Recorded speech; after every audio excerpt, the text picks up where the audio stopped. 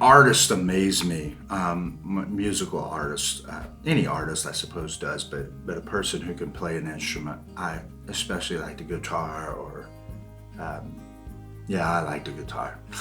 When I see somebody who's able to play it and they just pick it up, man, and then some people, obviously there are different skill levels. Some people could do things with the guitar and you're just like, whoa. And I learned a little bit. I tried one time when I was younger, and my fingers, and I know there has to be, like, you have to go through this pain period where I guess your muscles overcome that cramping and everything. But like, that's just really impressive to me that people can do that, man. And when I see it, I'm like, I wish I could play the guitar. I wish I could play an instrument. How fun would that be? Just be sitting around a campfire and break that thing out and just start singing some songs. And there's probably a lot of people that appreciate the fact that I don't know how to play one. but anyway, I just like that, and so I'm always amazed by that and love it when somebody's around that can do that. And something that's interesting about instruments is the Apostle Paul, when he's called into the ministry, he's like anti-Christian, man. And the Lord gets a hold of him, and then he sends Ananias to go pray for him. And Ananias is like, I don't know, Lord, man, this guy, he's been persecuting our brothers and sisters, and is this a good idea, Lord? And the Lord says, no, man, he is my chosen instrument. And I'm like, oh, that's pretty cool, man. That the Lord looked at the Apostle Paul and he described him as a chosen instrument.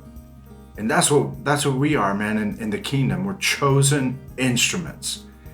And that's encouraging. I stopped to think about that. I said, man, I wonder, like musicians, especially guys who are into guitars, they have other different brands. There's all these different, Gibson and Fender and Martin, and I'm sure I'm not remembering all of them, but remember, I'm not a musician. But I know that, man, the musicians, they could be kind of snobby. They'd be like, oh, you play that, like, and then they're like, oh, he's got that Martin, or he's got that particular Taylor guitar.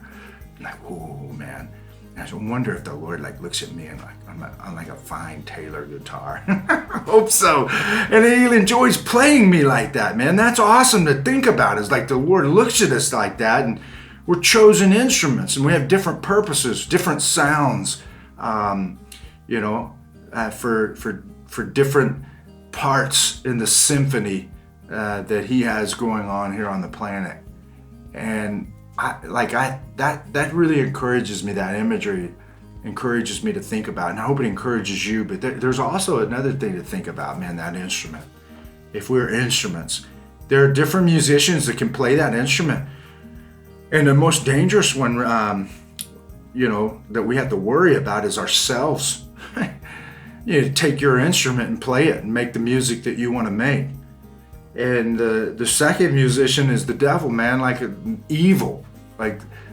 Evil can play the instrument. So our hearts are instruments that can be played. And when we get ourself, as well as a wicked spiritual force, it makes for bad music.